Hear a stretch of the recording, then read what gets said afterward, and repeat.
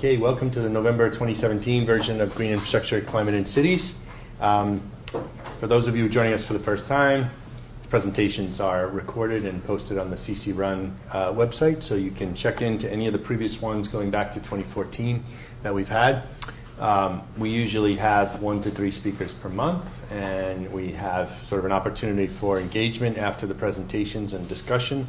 Our 2017 sequence is coming to an end next month with Carl Hauser from the World Resources Institute, and then we will be announcing, likely at this time next month, the 2018 series, which will focus on the topics, tentatively on the topics that are listed there. So we look forward to continuing the series going forward. But today, we've got 2 colleagues and friends, Erika Svendsen and Lindsay Campbell from USDA Forest Service, who are out of the urban field station in New York City and have been looking at different ways that people use and steward green spaces. And so they'll talk to us today about their stewardship and engagement work. Interestingly, a couple of years ago, they also gave a joint presentation, and so we're looking forward to seeing the updates since that past presentation. So Lindsay and Erika, you're up. Let me transfer control. Or let somebody else do that. Okay, great. Can you hear us? We yeah, can. 1 second. All right, we're ready for you to share. Okay, great. Thank you. Hi there. Hi, everyone. Let me just get the PowerPoint up. Now, can you see us also, or just the slides? Yeah, we see I'm you. fine with just the slides. No, we see you in a tiny video window, and we see the slides. Okay. So take it Great, away, great. and then we'll do some questions and answers when you're done. Well, thank you very much. We are delighted to be here again at the CC Run seminar and webinar. Thanks again, Franco, and your group for inviting us. And we're ready to talk about understanding and supporting stewardship to enhance social resilience. As Franco mentioned, Lindsay and I work with the U.S. Forest Service. We are research social scientists, and we're based out of our New York City office, the urban field station there. And we've been at this work now for a number of years, looking at the intersection between humans and their environments, really with a special interest in understanding all aspects of environmental stewardship and how that can play a role in strengthening our society. So going through an outline for today's talk, we'll introduce the New York City Urban Field Station a bit. We're going to share some of our approaches with you about supporting stewardship and natural resource management. And then we're going to take you through some of our research by way of case studies, if you will. We're going to look at an extensive case, which is our stewardship mapping and assessment project, StewMap for short. And here we are capturing kind of a larger landscape scale way of understanding stewardship and stewardship capacity. Then we'll go through an intensive case, one which looks, literally a little closer on the ground, on the street corner, if you will, looking at types of stewardship and how they are connected to social resilience. And we'll share some of our findings mainly from some acute and chronic disturbances that have happened over the years, including September 11th, as well as Hurricane Sandy. And then we'll open it up for discussion. And we're going to, as we often do, sort of tag team this. So Erika will lead off the intro. I'll share the StewMap case, and then she'll close with landscapes of resilience. But we'll chime in on each other's portions if we miss something. Okay, so the New York City Urban Field Station. Actually, Franco Montalva was one of our first scholars in residence, and it really was a great partnership and collaboration. But we have a physical space in Bayside, Queens. It's a residential facility as well as a laboratory, and we're really modeled after the U.S. Forest Service experimental forests, which have been around since the 1930s. There's about 70 to 80 of these forests, and the focus is really on looking at longer-term research, collecting data over time, and really bringing that data in support of managers, as well as informing the scientific literature. So we have kind of a motto, if you will, or kind of a mission statement, which is to improve the quality of life in urban areas by conducting and supporting research about social ecological systems and natural resource management. So not unlike the National Forest in New York City, we are looking at the city as a social ecological system and are really focused on a number of different relationships that are happening and taking place in the city. And I would just add, so, you know, the Forest Service doesn't own or manage any land in the city. So we are the research partner, and New York City Parks is the largest land manager in the city. They manage about 30,000 acres citywide, so they are our primary partner. We also work with universities like Drexel, so in addition to Franco as a scholar in residence, we've had many Drexel students working on green infrastructure monitoring who stay in residence there, and just wanted to spend some time giving folks that context so they realize that this is a field station where they can apply to stay anywhere for free if you're doing research in your city, 3 days to a month. So we have our web link at the end for those that aren't familiar with the field station. Okay, so the context for our work is around disturbance, changes in the landscape, in human conditions, and we've looked at this many times from the perspective of a terrorist attack on September 11th. We've looked at conditions following an EF5 tornado in Joplin, Missouri, and we've looked at these conditions in response to Hurricane Sandy, as well as kind of more chronic disturbance like fiscal crisis, particularly in cities during the 1970s and 80s, and looking at how the environment, sometimes the very thing that has caused the disturbance, if you will, how the environment can be a catalyst for recovery, for revitalization, and to help strengthen social resilience, which I think by this time we know is really quite important for all aspects of recovery. So the context for our project is really looking at civic engagement, social resilience, and stewardship. And we're feeling in many ways that they're having kind of a moment, if you will. And we joke, or is it a movement? Oftentimes, people want to engage with environmental stewardship because they need help maintaining their project. This is a very basic and practical function or response, usually by government, to say, okay, we built this stuff, now who's going to maintain it? And that's why environmental stewardship or volunteer engagement or civic engagement is so appealing on this very practical level. But there's other reasons, and we would argue even, I think, more important reasons, because this type of engagement, this kind of stewardship, particularly in the aftermath of a disturbance, can really help knit together societal functions, social cohesion. It builds trust. So it's kind of doing double duty of not only helping on an actual physical project, environmental stewardship actions that is, but it's also helping to strengthen our society in our democratic practice.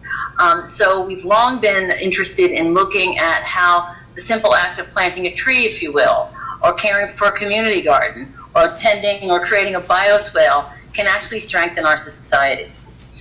Yeah, and the only thing I'd add to that, this image you see at the right, at the left, you see the Million Trees planting, which was obviously it was a public-private partnership, but engaged thousands of New Yorkers in these acts of civic engagement.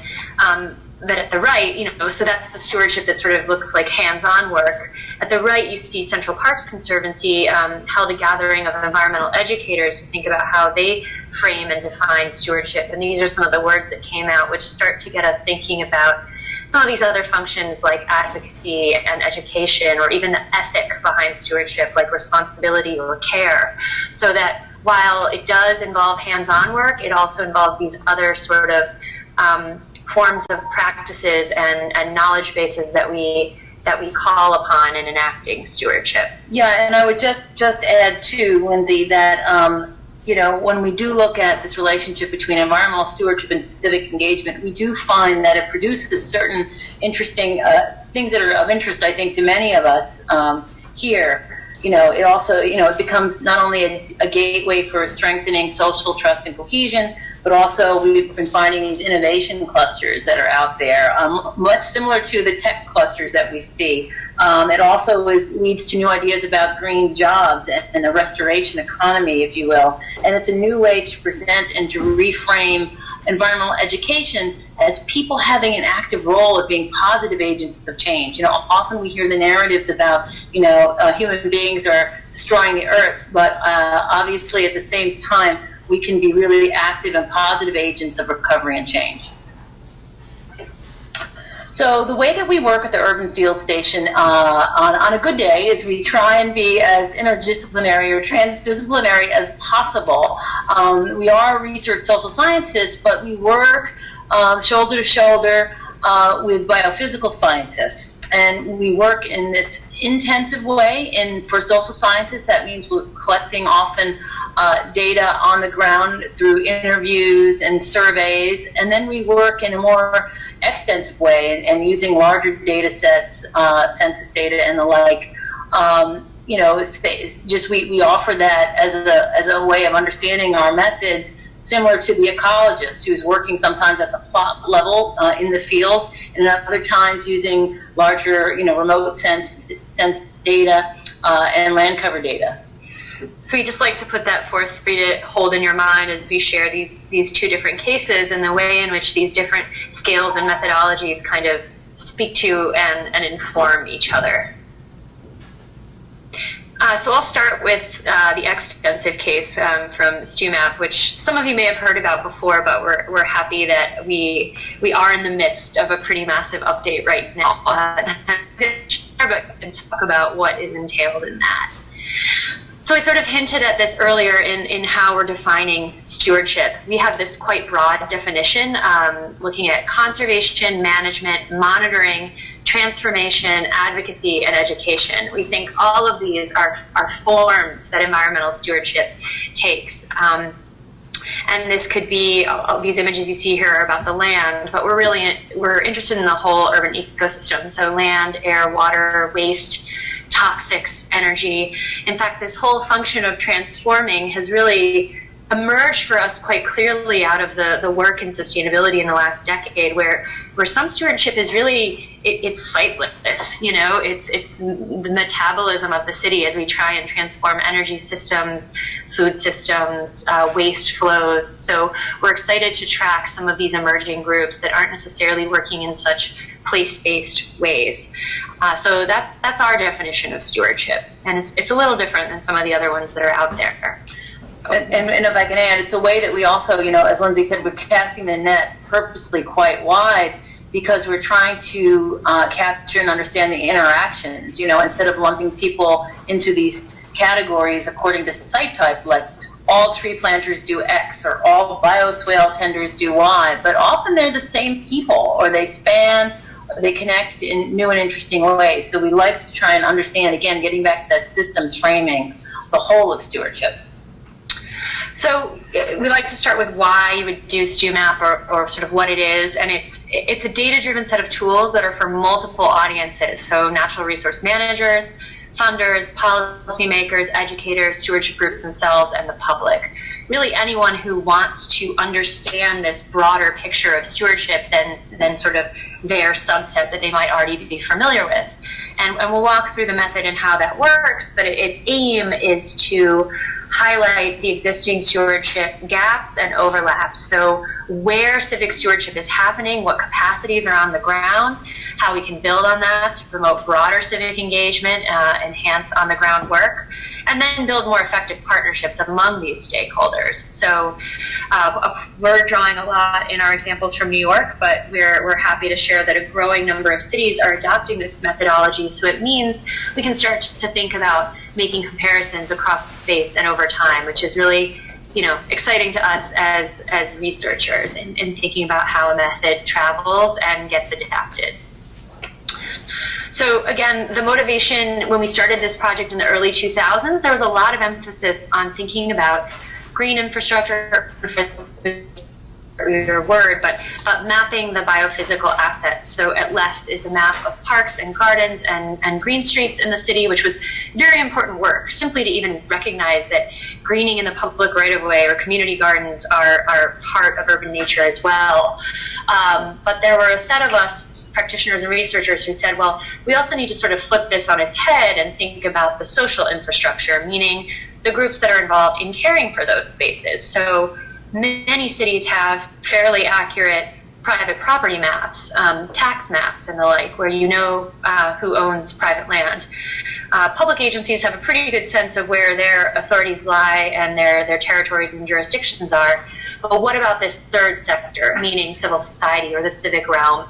How can we represent, visualize, and therefore, give rise to some of these civic stewardship groups, including not only the ones that capture headlines or attention or get funded very often. So there's really an equity and inclusion reason to doing this as well. So the map you see at right is 2,800 civic stewardship groups that were in our sampling frame in 2007, just mapped to their address.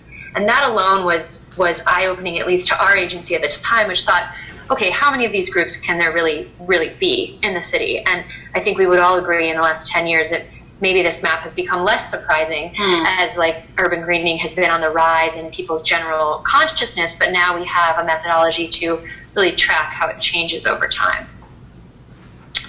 So our research question is, how do we understand the social, spatial, and temporal interactions among actors working on stewardship? Or in other words, who takes care of New York City? Or really anywhere on the planet.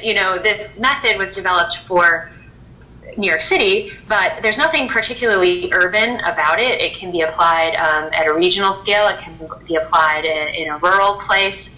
We're really excited to see what happens when this gets applied in different places.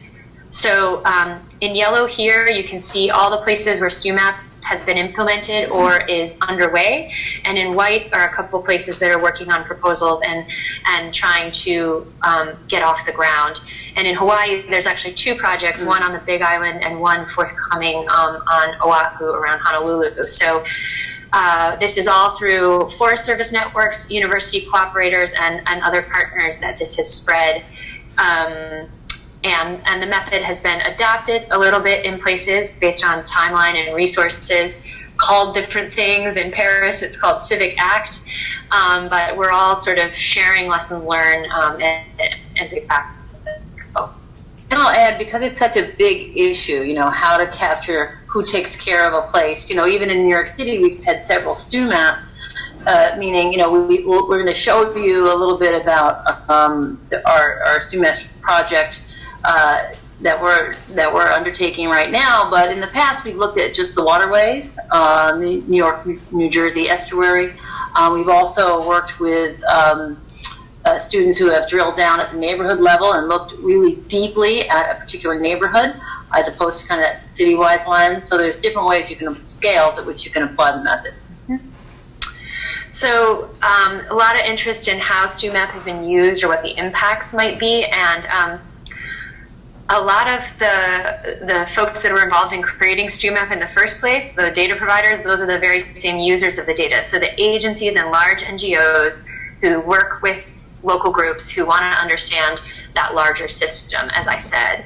But also funders like local community foundations and some of these other NGOs are interested in how the data can be used for needs assessment as well as equity planning. We'll give an example of that.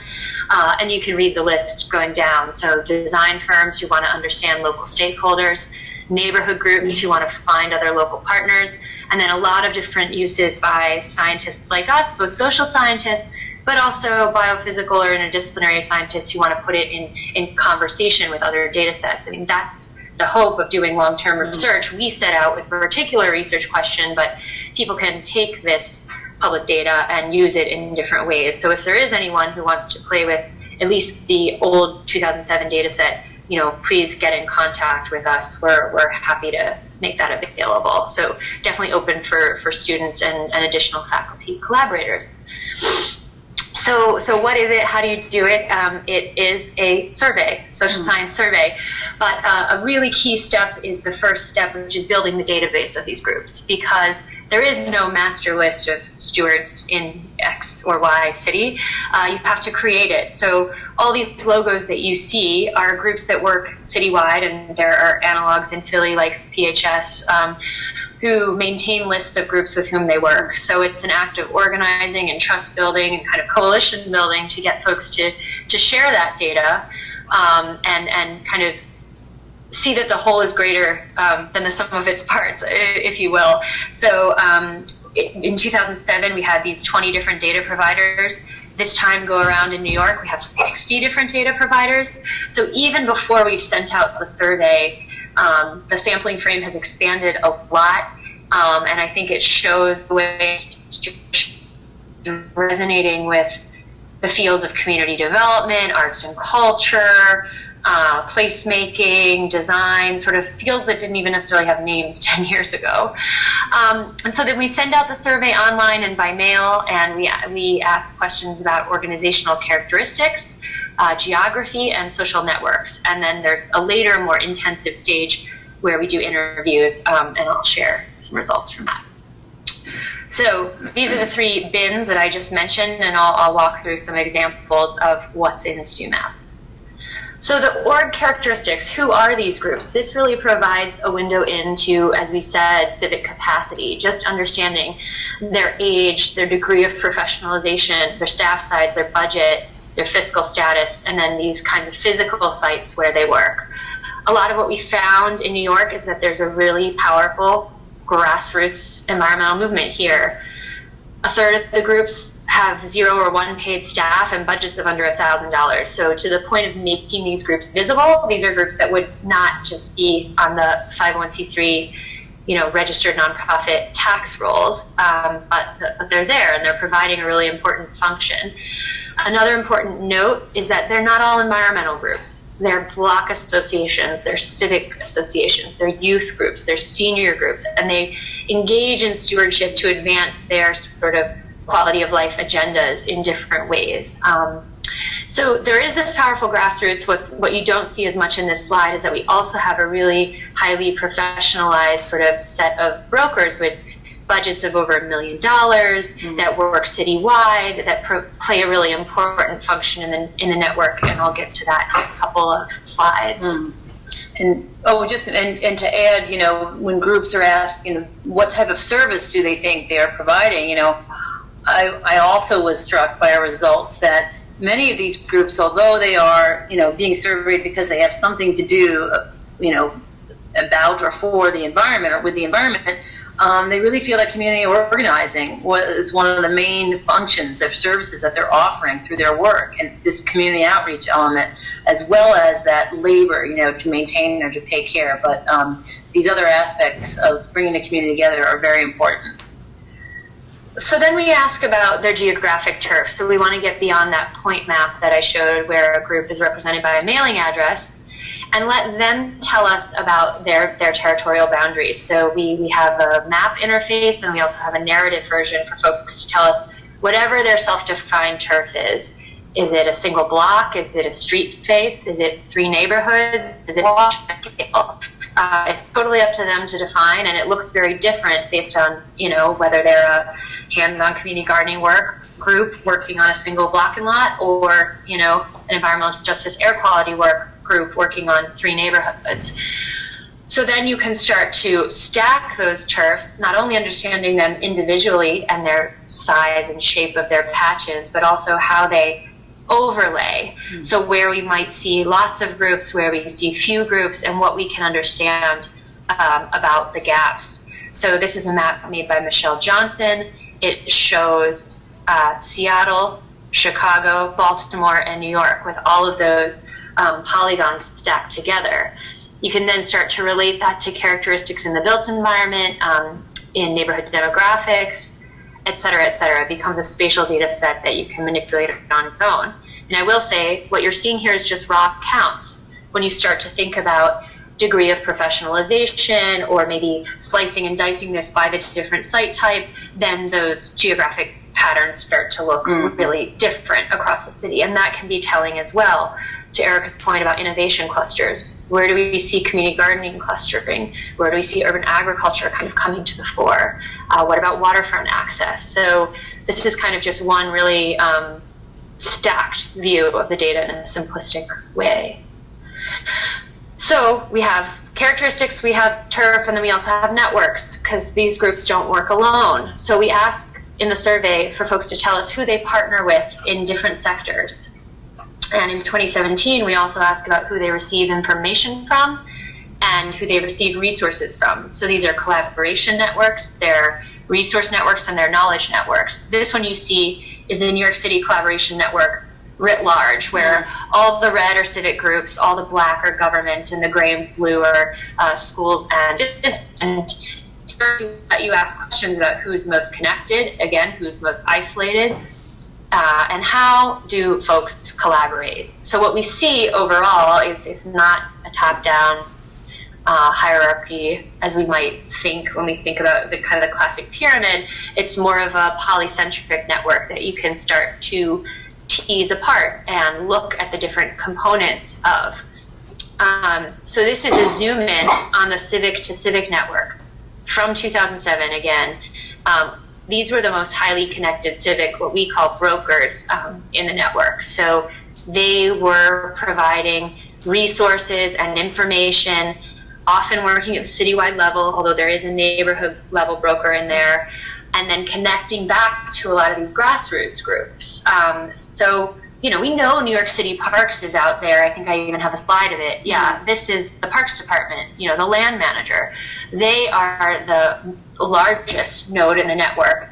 But we can also think about these civic nodes as being part of our governance structure. And they're uniquely flexible because they're not government.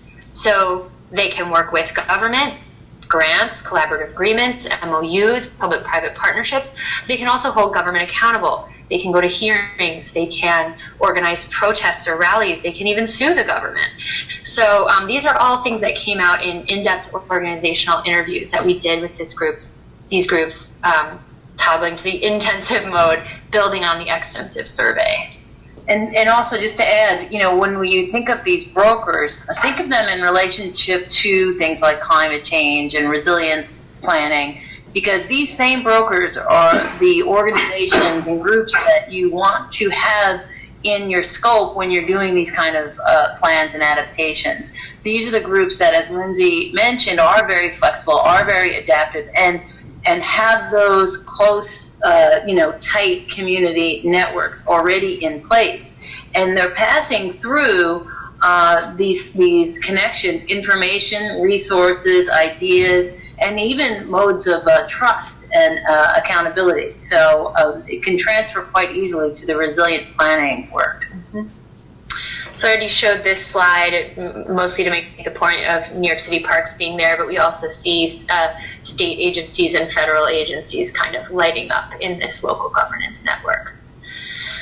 This is drawing from a slightly different data set than StewMap, but I use it as illustration. So this is in a recent book that I published where, again, if you tease apart the network, we can start to see different patterns there. So at left, we have the network around urban forestry, and NYC was being written, our city's sustainability plan, and the blue nodes are government groups there, and the yellow are civic, and the red are business, if you can see those. But it's a more highly centralized, more government-led network. A lot of resources were put through the mayor's office and the New York City Parks Department. $400 million went into the city's budget to kind of transform the urban forest through the Million Trees campaign, whereas the Urban Agriculture and Community Gardening Network has a lot more of these kinds of civic brokers that we were just talking about, the yellow nodes in this case. So it looks a lot more like a social movement, which makes sense in the context, as Erika was talking about before, of the sort of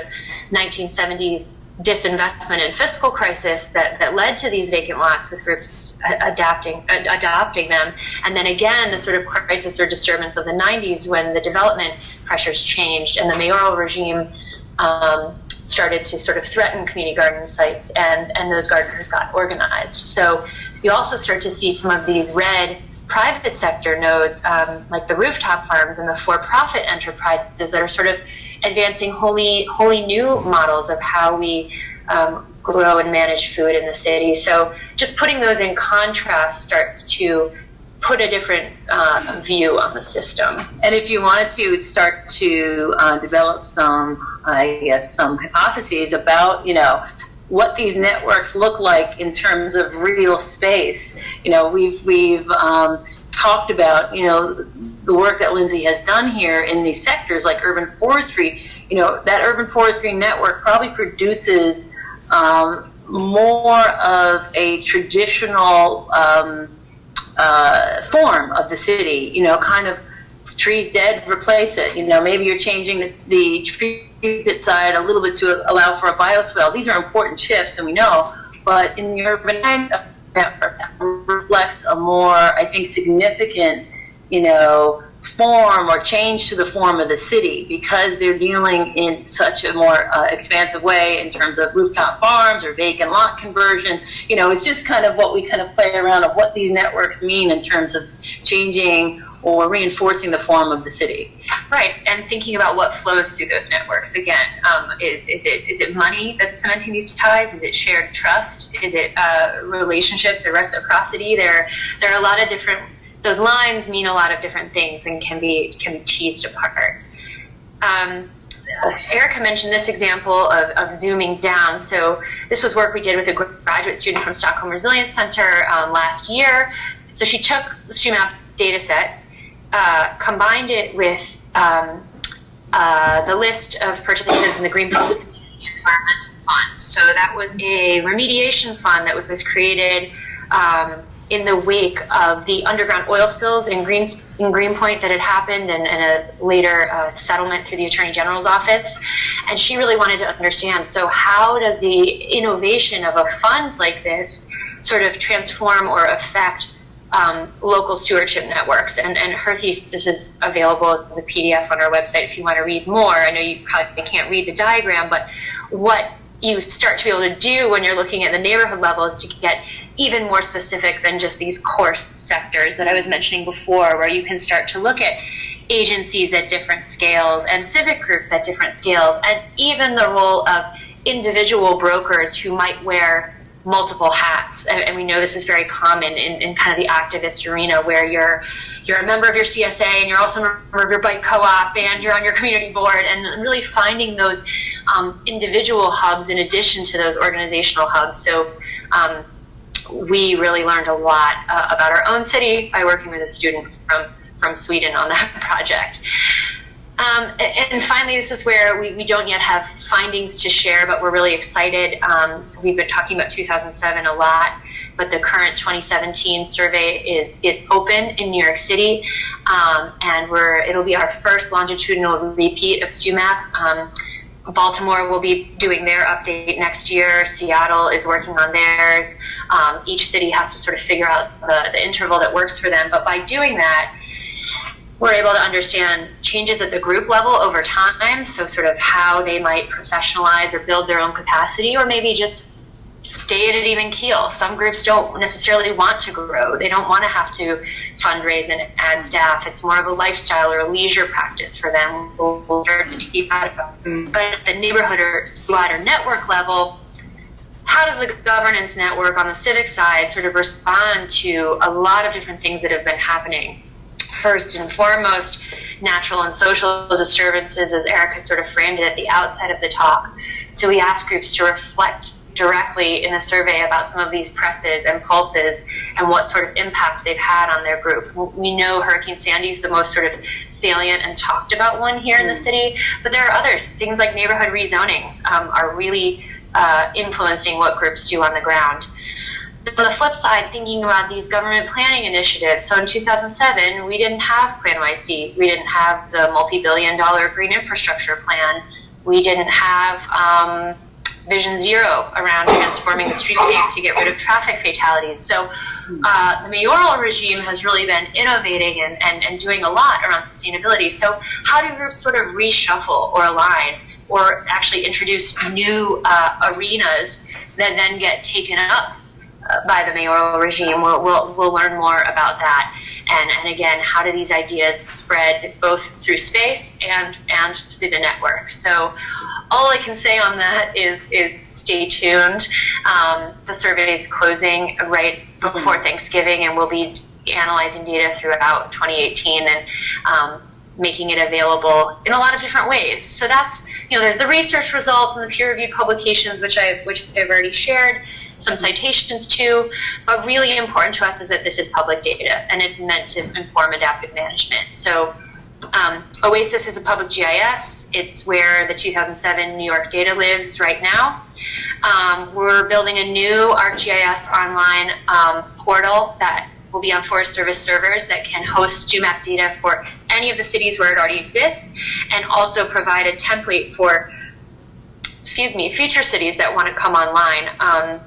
So if they don't have a public GIS, or maybe they want to do something beyond just putting up a data set on their open data portal, they can visualize it through this ArcGIS Online platform, which is right now in beta, and I don't think I'm going to take the time to click through it. We can see at the end if there's additional time. I don't know how well it will load on the Wi-Fi, but know that it allows you to search by neighborhood, by group name, to pan and zoom, to put on filters, all the ways in which you might want to sort through a data set spatially. But unlike on OASIS where you couldn't download the data set, this time you'll be able to download the shape files, the tabular data, all the things that folks expect when they want to be able to manipulate it in their own GIS workspace.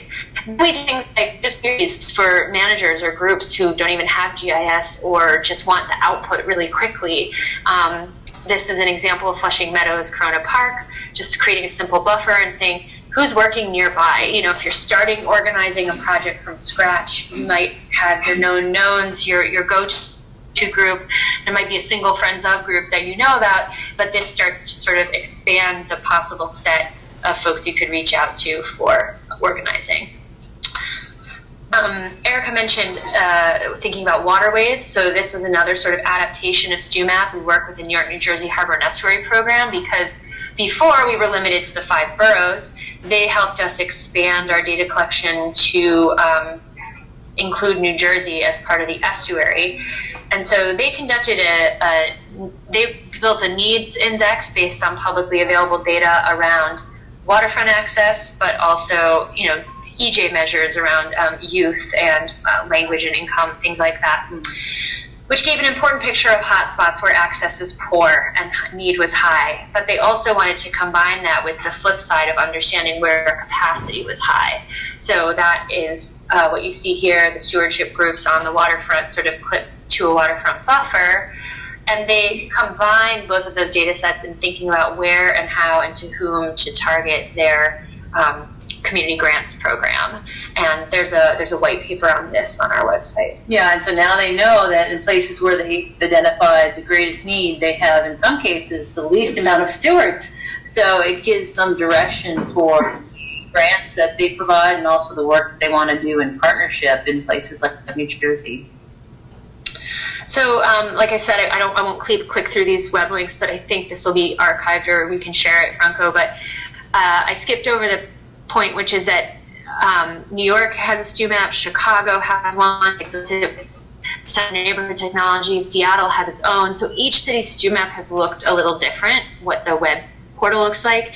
And this ArcGIS Online we see as sort of it's one place. It's a place where researchers can know to come to StewMap, but that it is public data, and people might want to build new tools. They might want to build a really simple Google API or an app that plays with this data. We're really, really open to people innovating and building new tools because we can't do it all, and we're not web developers.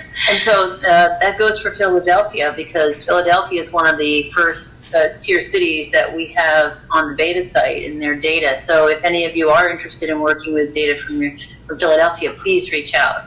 Yeah. So that is a whirlwind crash through StewMap, and now we're going to switch gears a little to the intensive skill. Okay, so starting intensively on landscapes of resilience. we look at groups and we look at individuals and we look and try and understand systems and put it all together. But as many of you know, disturbance, chronic disturbance, acute disturbance, is an opportunity, if you will, to learn how the system is functioning. And so actually the project that Lindsay and I first worked on together for the Forest Service was the project we always say we wish we never had, which was looking at communities after September 11th, particularly communities in New York City, in the greater Washington, D.C. area, as well as in Shanksville, Pennsylvania, and in and around Boston, where two of the planes left from on September 11th, and looking at how greening, if the resonating power of a tree, if you will, could be used in some way to help people come to terms with that tragic day and the days after. So that was one of our first projects, and in many ways, people, we learned a lot, we shared a lot. We did something similar to what we did in StewMap, which was we went out and we looked for what we started to term living memorials, and they could be a simple street tree to a whole restoration of tobacco fields in western Massachusetts and creating land trusts. And we interviewed people and we learned about what they were doing, asked them why they were doing it, and went back over time to see, how these projects and groups and so, one of the things that we learned is that the individual, if you will, or the group of friends is an important part of the recovery cycle. We see environmental stewards in many ways as green responders to a particular disturbance. After people are attending to that immediate period of, emergency response, there's the longer road ahead towards recovery. And we find that, environmental stewardship has an important role to play. And so part of what we did at that time was really kind of bringing that to light, visualize what kind of was, in some ways and in sometimes dismissed as a nice to do, as trying to understand it as a real underpinning or a critical element of a neighborhood's recovery, of an individual's recovery, and even a larger societal recovery. And when we did that work early on, we got a lot of positive feedback and engagement, but it was also seen as a September 11th thing, if you will, an anomaly, something that was just akin to that particular moment in time.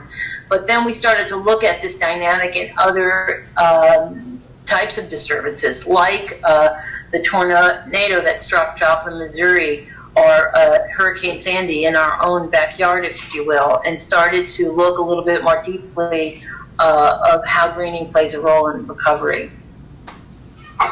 So our research questions, quite broadly, is how do natural resources and open space, how are they used by communities as mechanisms, if you will, to enhance resilient adaptive processes of recovery in response to both acute and chronic disturbances. So in acute, these acute pulses we look at and have looked at are in the case of terrorism, war, extreme weather. And these chronic presses, if you will, are economic disinvestment. I mentioned the 1970s New York, or 80s or early 90s in Philadelphia, when there was a tremendous amount of economic disinvestment and social vulnerability, which happens, and also climate change. And we're going to draw upon two cases here. One is the post-September 11th Memorial Green Spaces and the post-Sandy Community Garden. And for this intensive research, we used semi-structured interviews with project stewards, interviewing them, including, as I mentioned, this longitudinal follow-up, which is really important because you can capture something happening in the aftermath over time. Do these aspirations, these ideals that people aspire to, the passion that they have at the moment, how does that look as time moves on, as different disturbances happen or different narratives blend in. We've also used participant observation. We've attended and engaged in many different events around a disturbance, and photographed them and been a part of those events as a participant. And we've done deep ethnographic, late in the day observation of the everyday work of these stewards, and looked at it over the course of multiple seasons, and taking field notes and debriefing. And so just to give you a sense of scale, after September 11th, we had about 117 sites where we interviewed and did site visits in the areas where Erika mentioned. Over the course of sort of 2002 to 2004, that kind of initial multi-year window. And then 14 and 15 years later, we went back and revisited about 30 of those sites and re-interviewed sometimes the same stewards, sometimes the group had transformed, but really to get at this long-term question that we know some things about emergence in the 1 or 2 years later, that there is this sort of reorganization and kind of window that happens where people really want to do something. But how does that translate 14, 15 years later, even to youth who maybe don't have the salient kind of conscious memory of the event, and how does sort of environmental stewardship transform? How does the function of the site transform? Some remain very sort of true to the original intent, and others start to blend the narrative and bring in other sort of capacities.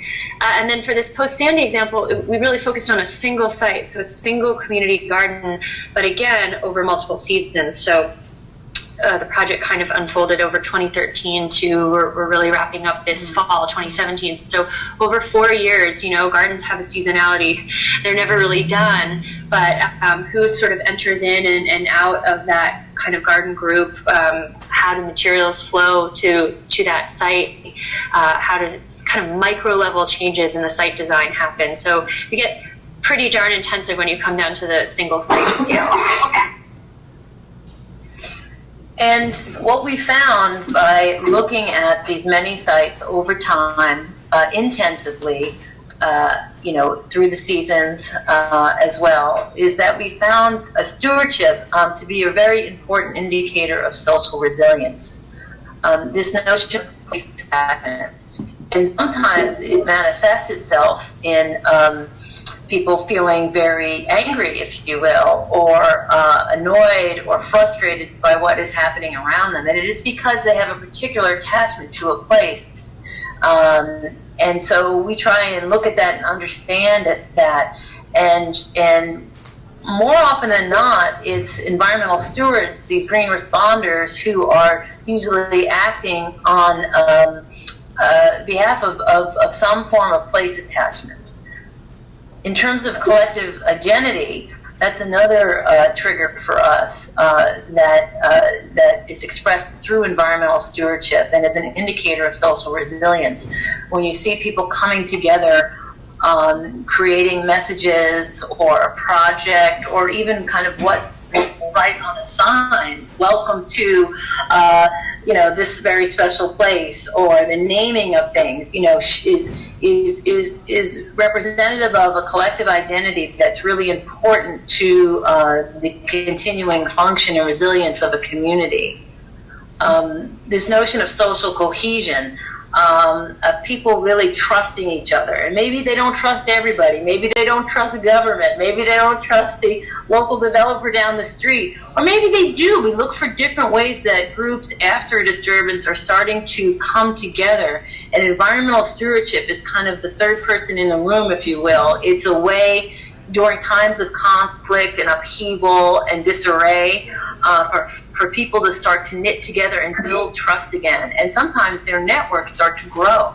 So we look at how environmental stewardship, and what we have found is environmental stewardship is a really profound way to strengthen social networks and that social cohesion, but also to change them and expand them in a way. We look the example of the garden that we had the privilege to, the gardening community that we had the privilege to study after Hurricane Sandy, that group really expanded its social networks through the redevelopment of that garden.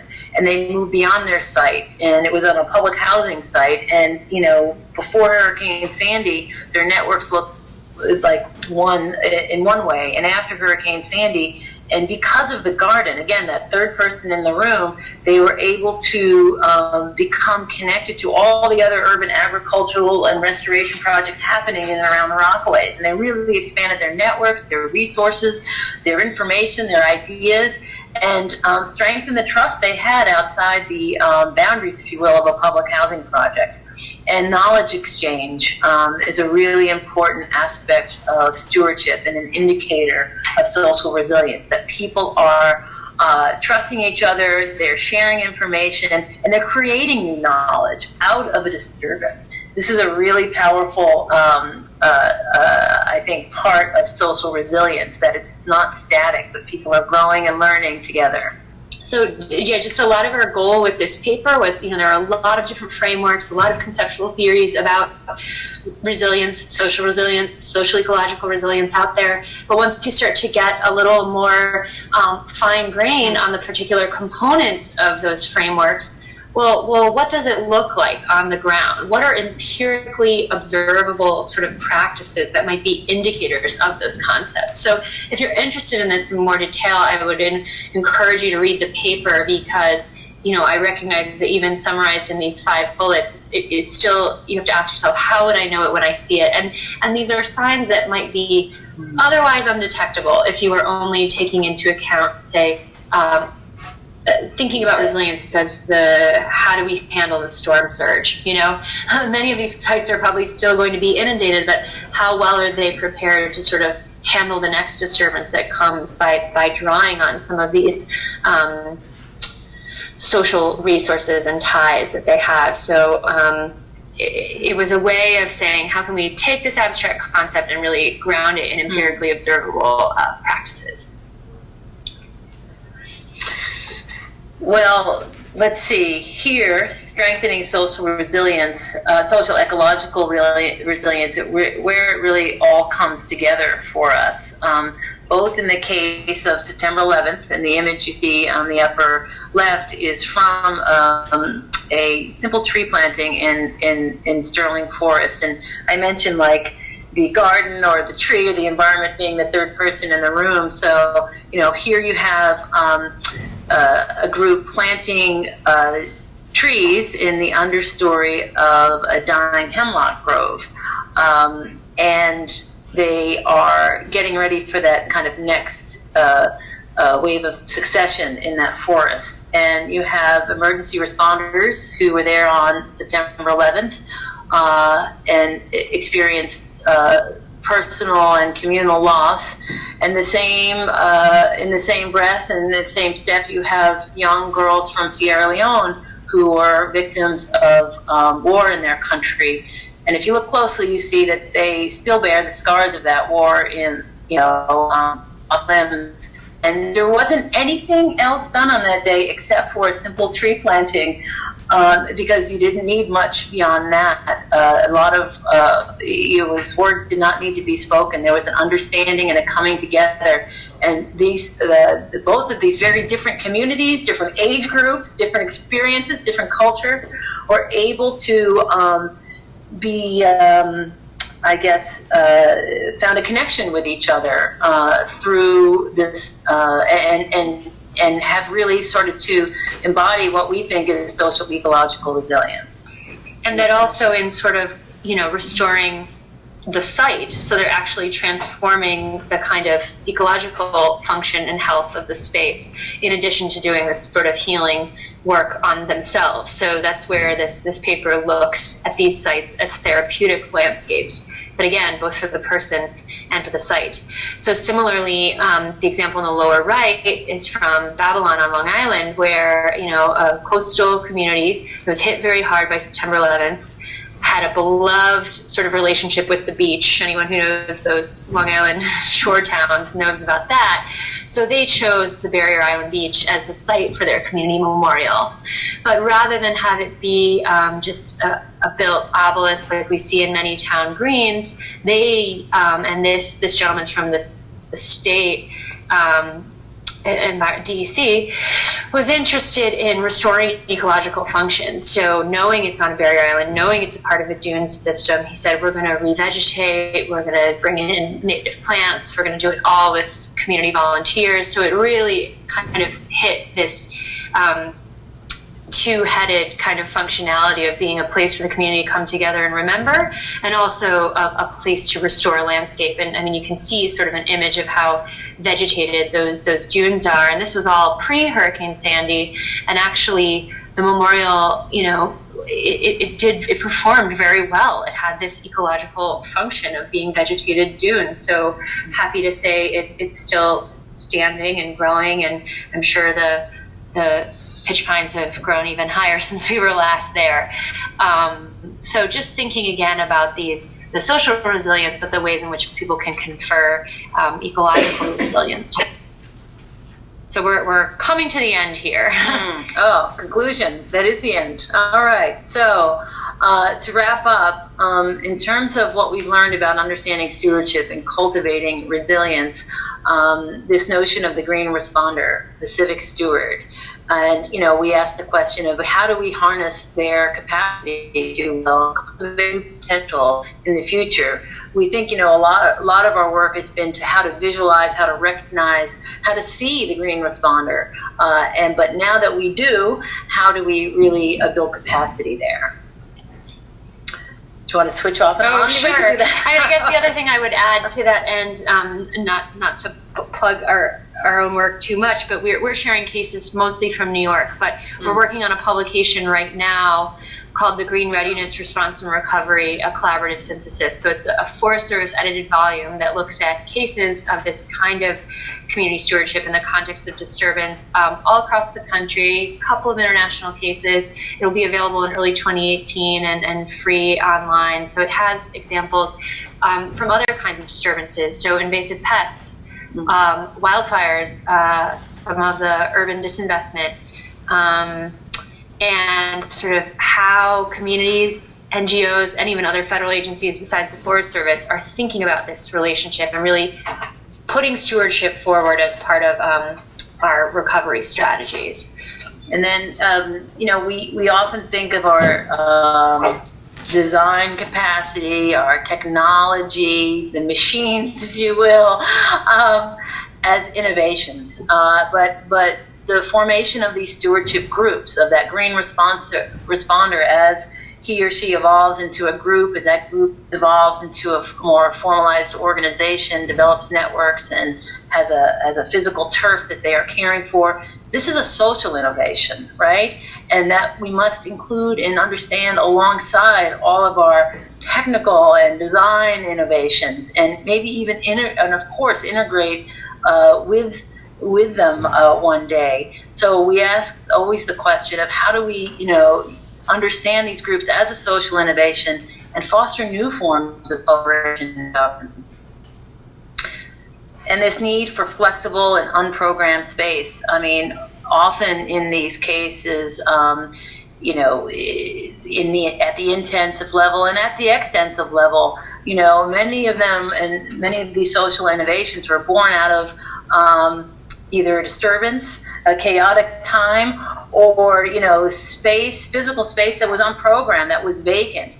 And, you know, you can't tell a city planner that they need to plan for unprogrammed space. It gets pretty complicated and strange, but if we just push it a little bit more and really try to understand what we mean there, how can we create a space in our society so that people can, after a disturbance, do something, that they can contribute, that they can integrate and create these places of social meaning and new place attachment.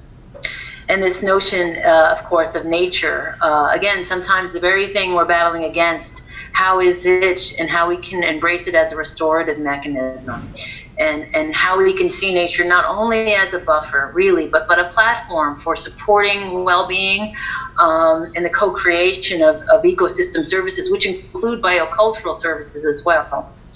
So those are some of our topics we hope, you know, to take up in discussion with you, but we also had some reflections about methodologies, because a lot of what we're also sharing is a methods talk.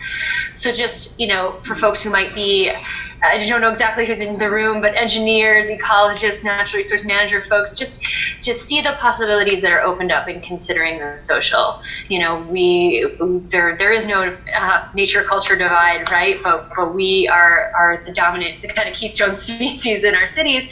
So how can we understand, analyze, visualize human use, value, and meaning making and stewardship of natural resources? And what sort of possibilities does that open up for our management approaches that we might miss if we didn't consider them? But in doing so, to use replicable approaches, because we're qualitative researchers. We understand the power of story. It is important, but people really want things that can be used across space and over time in order to do comparisons, evaluations, forward-looking planning. So just to think a lot about the replicability and scalability of method is crucial. And finally, to visualize the unseen, which I think is a theme in a lot of our talk. We didn't show you, half the maps that we have, but to map those civic networks, to make those stories and practices visible, and just provide a new way of seeing both the opportunities and the gaps that are there. That's really at the heart of our work, and we'll be interested to hear if any of you have methods or innovations along these lines. So. Can't read the body language in the room. Sorry we went a little long, but these are some of our co-authors, collaborators, funders, and if you go to our website, you can find all of those publications free for download. You don't have to go navigate the journals. And also our contact info is there if you want to get in touch afterwards. Just thank you. Thank you.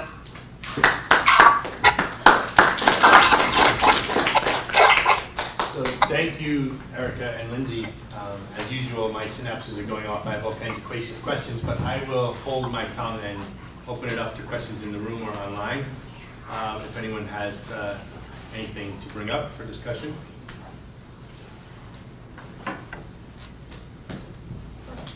Yep. Well, I just wanted more information on how we can do this in Philadelphia, what has been started. It sounded like it was in beta or something. Any more details on the Philadelphia application of this, or for the nature of the map? Can you hear the question? Yeah. Okay. Michelle? So right now, the beta site is just being built for, it's being tested with the New York data, but the Philly data will be able to be put online shortly after that. If you just want to play with data sets and not necessarily work through the ArcGIS Online portal, I can just put you in touch with our colleague Michelle Johnson, and usually, at least for New York, all we do is a data sharing agreement, and then we make it available to folks. So the portal you'd have to wait for, the data set we could probably share with you. You want to follow up? I just wanted to follow up. So how long does it take people to actually populate this? Like, it's so hard to survey the groups, and you ended up with thousands of people. I just know it's hard to get people to sign up. So how long did it take you to really get a robust, participation in this, and make sure you held the groups and knew everybody? Yeah, absolutely. I mean, we keep the survey open itself for 6 months. And, we're still, we know that's a snapshot. That's a moment in time. We're also dealing with general, social science response rate issues. Like we're going to be really happy if we get to our 20%. So there are many more groups out there than we have this data for. So this is where you start to reach up against the limits of research and kind of management applications. I would say even before that 6 months, there's the process of building the database, which I talked about, which in New York here was probably another 3 to 4 months this time around, because we really wanted an inclusive process of making sure all the citywide stakeholders were at the table, were a part of the project, had an opportunity to give input on the questions themselves. So we're not just, give us your data. We're asking, what do you want to know about this network? And then to clean and analyze the data and make it available, another 3 or 4 months. So really, it's a year-long project. The neighborhood scale study was done over the span of 3 months with one graduate student. So really, like any research question, it's at what scale with what sort of intensity. But this question you ask about capturing groups in real time would really be, you're starting to get beyond research and into development, into application. To be able to say, okay, we're going to do this really rigorous, replicable, longitudinal repeat every 10 years because we think that has merit, the same way the census does. But also groups change and leadership changes. And so what if we were to create a lightweight app where groups could add themselves to the map who you know, just missed the survey when it was open. So that's something we are looking for partners that want to build that with us, because it's a little beyond our research mandate. But it feels like, at least here in New York, it feels like the time is right. You know, given all this rise of greening and this proliferation of these practices, I mean, people do connect in other ways. They use existing social media platforms, they network face to face, but we're getting the sense that there is, again, a desire for sort of one place where you can find all these groups. And I would be curious to know if that sort of desire is there in Philly as well, or are people sort of already networking offline and they don't need to track groups in real time? Or would it be helpful to be able to locate and connect with other groups sort of more frequently than every 10 years, I guess? I'm also interested in how you get the resilience to build. You are tracking what has happened, but how you get it started. Now in Philadelphia, a lot of your examples were planting trees. In Philadelphia, there's something called tree tenders. Maybe they have that in other places, that the Pennsylvania Horticultural Society is involved with, and that might be a place to start with that. And I don't know what your thoughts are about how you start to do this from the bottom up rather than just see what is actually happening. Well, in Philadelphia, you're right. The Horticultural Society was one of the main partners in StewMap in Philadelphia, and I believe tree tenders also provided data. So these are exactly the type of groups that that any StewMap project will start with. It's kind of the already known brokers or groups that would have lists of stewards, and so that's where we kind of start our population sample, is with those groups. But if I understand the other part of your question, you're saying sort of how do you build resilience? How do you cultivate stewardship, not just wait for the unfortunate, disturbance to occur that might trigger stewardship? And I think that is really a question that a lot of practitioners are thinking hard about. Here in New York, the Million Trees campaign started as really a planting effort, and it kind of transformed over time into a stewardship effort. And that was through kind of the iterative learning of the campaign as it happened. And, parks had done things around tree adoption and messaging before, but never in such an organized way, where now they have a director of stewardship as a formal permanent position citywide. And she, Nicole, right now, she works across site types, which I think is really important. So she works in these forested natural areas, she works on the streetscape, and she works on wetlands. So they provide across the sort of parks portfolio opportunities for groups to get involved in different ways at different times. I mean, year round. Between now and the close of our survey, they have like 10 events. They have one every weekend. So it's the basic kind of community organizing that you might expect. Hold events, get the message out, meet people where they are, but find those sort of multiple pathways. And so in the case of the Parks Department, what they have are these different resources that they manage.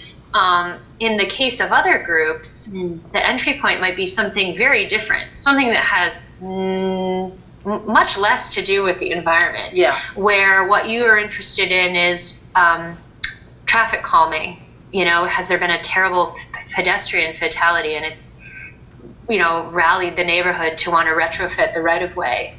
That's a tragic example, but maybe they have air quality concerns around idling trucks, and something that started off as an anti-idling campaign could also transform into something looking at indoor and outdoor air quality. I mean, these are the things that we've seen on the ground, and I think what needs to happen to strengthen them is more of these practitioner networks to share those stories of what works well and what doesn't, because not everyone wants to be a steward, you know. So some of it is finding that message that's going to resonate with someone, meet them where they are, and provide opportunities that are meaningful to them. So that's a little bit more kind of drawing on our practitioner knowledge base. But it's a really great question. I think one thing we did in 2007 is we really zoomed in to focus on the most connected brokers, and we learned a lot about that. We learned that there are these civic brokers, what function they play. In 2017, we're thinking of reversing it and saying, let's look really intensively at the gaps, the geographic gaps where we don't see stewardship, the network peripheries where people are 1 or 2 links away from being disconnected, so that we can better answer from a research standpoint that question that you just asked, because I'm answering it from practice. And I think there's a question, are those gaps really gaps, or are people organizing in different organizational forms that we as inclusive as we try and be, we don't recognize? They're organizing through groups of friends that don't identify as a group, right? Or through distant ties that are actually among immigrant communities in other spatial locations. You know, once you start to think about social relations and not just spatial ones, the question explodes a lot. So I think you're spot on in your question to say, how do we understand those gaps and what can we do about it? Thank you. Other questions? So I'll ask a question, or make a comment first. You know, I couldn't help but talk, when you were talking about the chronic drivers of some of the stewardship, and you mentioned climate change, I just comment, I don't know if you saw Thomas Friedman's op-ed in the New York Times today, where he was talking about sort of the opposite. He was talking about the recent Niger occurrences in Niger, and how actually we need to pay attention, because the sequence that he played out was desertification driven by climate change, leading to social unrest, leading to situations like what we just had. And it was kind of interesting because it's kind of the inverse of what you're saying, where disturbance leads to the loss of stewardship, or the loss of green, the loss of people to live off of the land, leading to a whole bunch of unrest. Which anyway, I just thought that was an interesting example. But I was curious, having worked both in New York and Philly, and reflecting quite a bit about the differences in organization that I see in the two cities. And I could be wrong, but I get the feeling that New York is sort of unique because of sort of the infusion of resources that have gone into some of the NGOs. There's a sort of more formal degree of organization. It always appears to me, I could be wrong, but that the stewardship is sort of, there are these organizations that are formal organizations that sort of lead or draw, infuse the sort of civic environment with some energy that in other places may not necessarily be available. So, you may have a more decentralized model of, I don't know, again, this is all hypothesis, but just based on my empirical observation, a more sort of individual-based, someone who goes to, the police station meetings and then goes to work on a community garden and then is involved in the school board, where you don't have, a lot of sort of economic resources being inserted into the NGO community. So I'm just wondering, is that, if that is, now that you've shown this map of all these efforts to replace or to redo StewMap in different parts of the world, where does sort of money play a role in the networking and sort of the distribution of organizations? Because I know, having moved out of New York, there's this perception from people outside of New York that New York is kind of in a, kind of a special case. And I'm just curious what your reflections are on that. Yeah, I have several. Yeah. I don't have one clear answer. I think we can both reflect. I mean, I think there's a lot to learn. One thing we have to look at is the city size, the population density, and the sort of overall kind of structure of the economy or the political economy. So New York has a lot of resources in aggregate. It also has a lot of spatial unevenness, right? So we do have neighborhoods that are more disinvested and look a lot like places that aren't New York City. So maybe trying to understand the patterns of what's going on in those neighborhoods, as opposed to maybe some of the places where capital's really flowing. And I think we'll learn a lot there in the comparison between New York and Paris, like both being really prominent global cities, but with very different kinds of governance contexts, where the French mode is much more kind of traditionally EU and nation state kind of top-down environmental governance, and less of this sort of emergence that we see. So what are the differences and similarities there, even when we're looking at two very kind of high-profile global capital cities? Yeah, and I would just chime in, and to the extent that the stewardship action that we're tracking is linked to disturbance, it's the timing of things.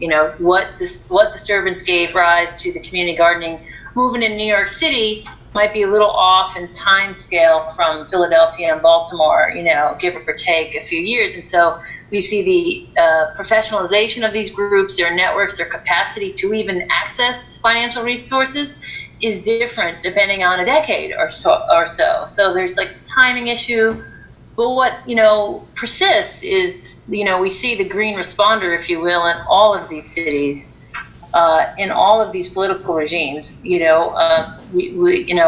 heading off to Poland next week to talk about StreamMap in Warsaw, and there it resonates in an interesting way there, the same as Lindsay has mentioned in Paris. Even though these are very different political structures and regimes, we still see these universal patterns of human behavior.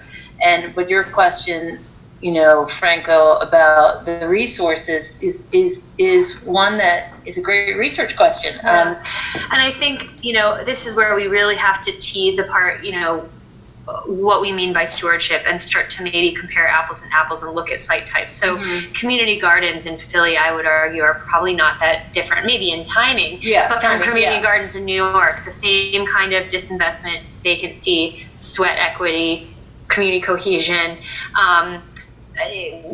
This sort of, when we look at it all in a snapshot, it kind of flattens that history, where the initial driver that triggered the group, it's kind of a lagged effect to where the group is now. The spatial map that I showed you of the 4 cities, Michelle has run every regression which way to Sunday, trying to find, is there a consistent spatial kind of relationship to any of the either socioeconomic or built environment variables that we would expect to relate to these things. And there isn't one. And I don't consider that a non-finding. I actually consider that a reflection of the complexity of this network, where if we really want to understand it better, then maybe we need to look at only the cohort of groups that formed in the 80s, or only the waterfront groups, because the drivers are going to be different. And there, maybe across space, we might start to see some more consistent patterns that relate to measures we might expect around, high income areas, low income areas, high access to open space, low access to open space. And so it's probably not a satisfying answer to say it's complex, but I think you can see how teasing it apart, we might actually find more similarity than difference across our cities, because we have that in our neighborhoods as well. Yeah, we do know though, and we'll know more about it, I think, in this 2007 round of StewMap, is how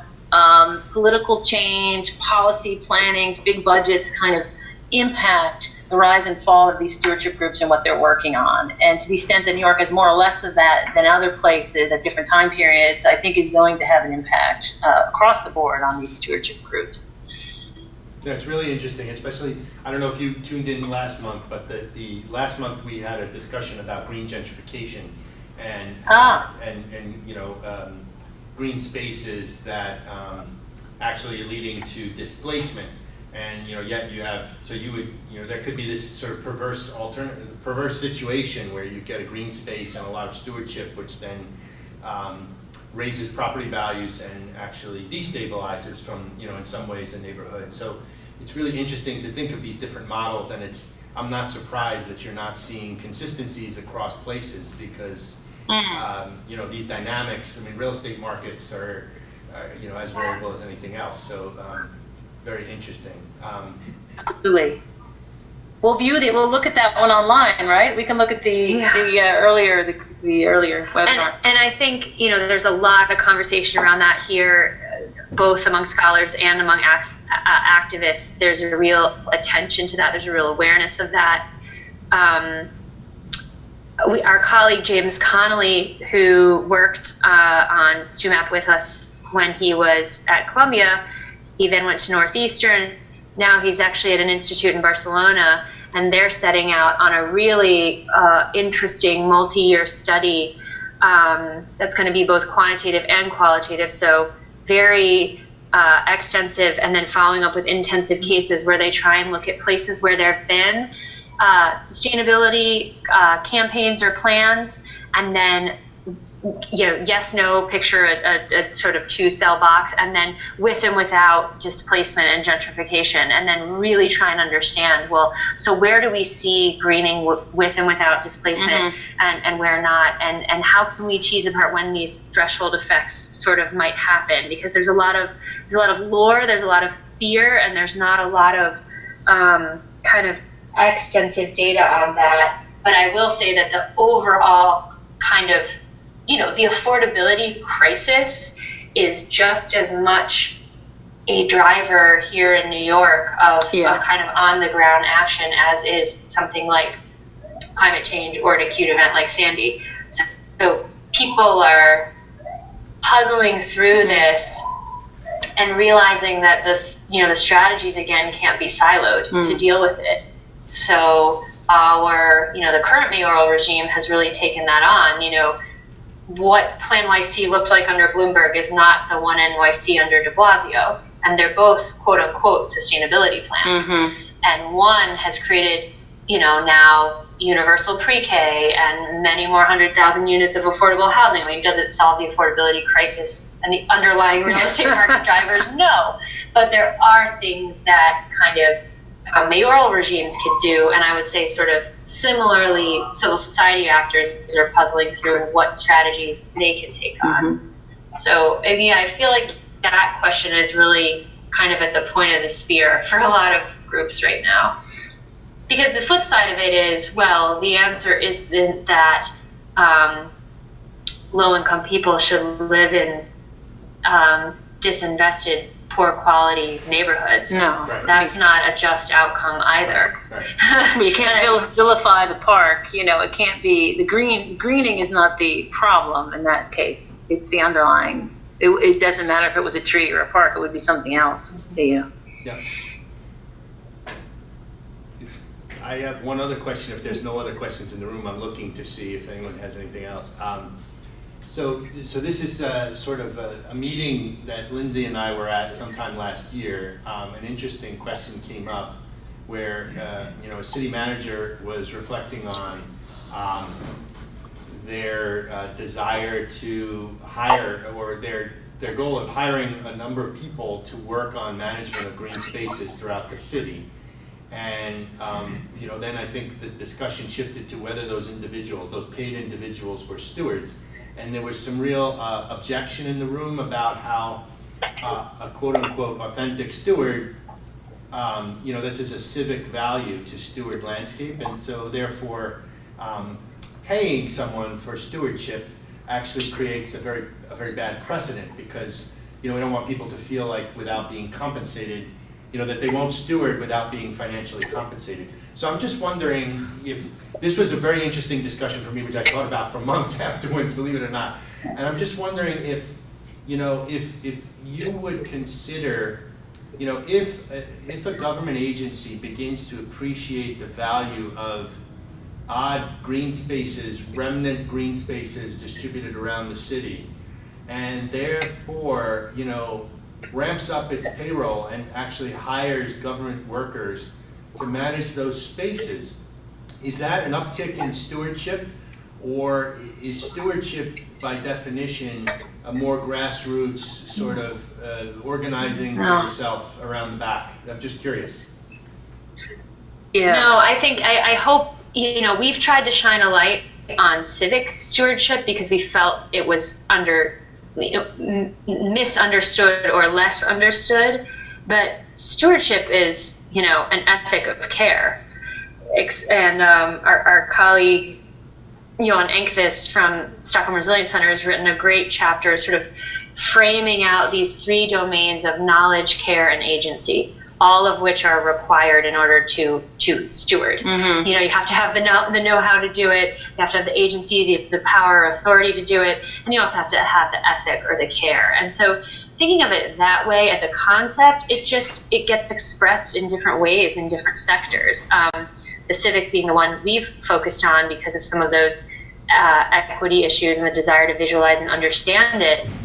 But public servants are very much stewards. I think it's that usually they're called managers because that authority is recognized a little more formally.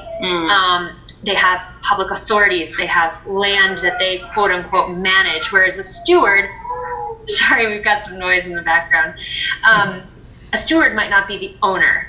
I'd say that that's kind of one of the origins of thinking about the word steward. You can steward the public realm. You can steward space that doesn't belong to you. Mm-hmm. Often either the private land manager or the public land manager is also the steward of the space, but they're the owner or the manager.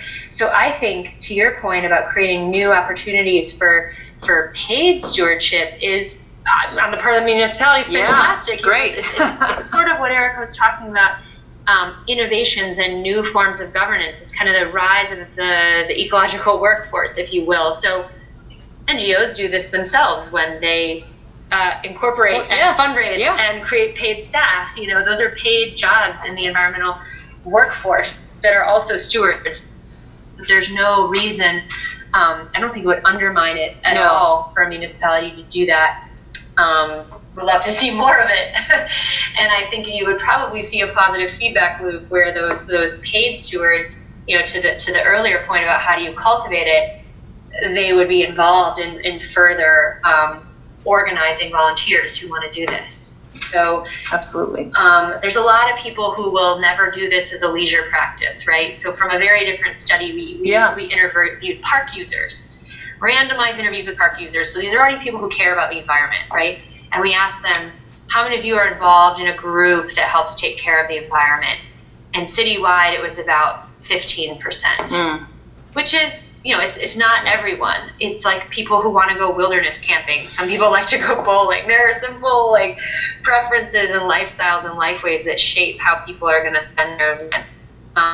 Once you are opening up ways for people to make a living off of this, it's a whole different ball game. So we should be really precise with our language of how we're talking about stewardship, not to exclude the managers. Right. Right. So managers are stewards. Yeah. Definitely. Yeah, I think they are really good Christians. I would appreciate the reflections too. We have a follow-up question. So I was just going to say, I just agree that investing in greening is a form of stewardship. Just putting the money out there to me is stewardship. For doing that activity versus using it to do other things. So. Yeah. I'm a psychologist / social scientist, and it is true that giving incentives, rewarding in a very obvious way, so certain kinds of behaviors does sometimes mean that if you stop rewarding them that people won't continue them. But I think it may depend on whether those activities are rewarding in and of themselves, what the other social support is, and things like that. Yeah. Context matters. I couldn't quite hear the whole question, but She's a comment, really. Okay. Yeah, it was just a comment that do you want to say it a little louder? I was just saying that it may depend on whether the activities that you're rewarding with money or other kinds of obvious reinforcement external reinforcement as opposed to internal. Because what you want eventually is internal reinforcement for Right. the person and for the community. It may depend on what the activity is rewarding in and of itself and the other kind of context and social support that there is. Yeah. It's true. These folks who are sort of opting into it as a leisure practice, they're doing it because they get some other sort of fulfillment out of it. Whereas if you Don't want any financial, Right. really, they don't want to increase their budgets or get a 501c3 or any of that. Whereas if you're doing it for a more, say instrumental kind of reason, like just, you need a paycheck, then you're going to get a different set of actors involved. Yeah, sure. Yeah. I mean, an interesting flip side of this question you've asked, we've done a little bit of research with folks who are involved in green job training programs and urban agriculture internships and done follow-up research with them, because the premise there is not all of these folks are going to go on to have quote unquote green careers. They're not all going to become farmers, they're not all going to become tree pruners, but has the environment been used as a way to give them, to your point, a meaningful, engaging experience, and then they go on somewhere else in their life course. They become a nurse or a caregiver or More engaged in their community board or what have you. and that, I think from many of these savvy kind of training programs is seen as a good outcome. They're not measuring their success against how many of our farm trainees went on to become farmers. But again, how was the environment sort of used as a platform for their own sort of self-development, their own growth, and their own kind of feeling of connectedness to their community. So we have a couple of papers we've written on that, but I think there's definitely more to learn as we look at different pieces of this workforce. A lot of the workforce involved in parks maintenance is very entry-level positions, also providing an important function. We had a panel up here where we watched the film City of Trees. City of Trees. It's a documentary about urban forestry program that was in the sort of era stimulus moment in DC, and it's kind of not to give away the whole story, but the grant is running out, and it's following the story of these folks for whom these introduction to green jobs, it was a first job for many of them, so crucial sort of life support. And we had a panel where New York City Parks was there, and they have this employment program, and we learned it's one of the largest kind of post-release to job employment programs in the country. And the only function they're providing is, it's not a career pathway per se, but it's that first job when no one else will hire someone who's been incarcerated, and it's a paycheck and it's stable work and it's 6 to 9 months. And this is an arrangement that exists in our city. I don't know if Philly has something similar, but where essentially social service dollars that would be used for post-prison release then sort of fund the Parks Department to employ these folks. These are a lot of the people that you see doing maintenance work. So understanding the particular needs of that community and providing the kinds of wraparound services and, to your point, social support that is needed to help it become even more than just a first job, I think is an area that people are really thinking about. So an interesting area of development. Yeah, for sure. Okay, well, I guess we've exhausted the questions. Thank you so much. It's always great hearing about where this work's going. So, see you soon. Tune in next Thank time. you. Thanks you all. for having us and for your attention. Okay. Take care. Bye-bye. Bye-bye.